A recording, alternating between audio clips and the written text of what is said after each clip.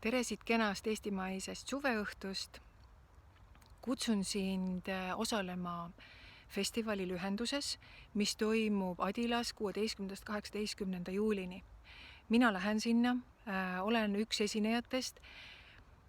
Paljude toredate õpetajate hulgas on minu häid sõpru ja tuttavaid, aga on ka neid inimesi, kellega kohtumist ma olen väga pikalt oodanud.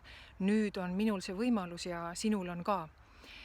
Viimased 1,5 aastat on olnud meie jaoks mõneti raske aeg, kindlasti väga erinev sellest, mida me oleme tavapäraselt kogenud. Nüüd on aeg võtta aega iseenda jaoks, luua taas endaga ühendus.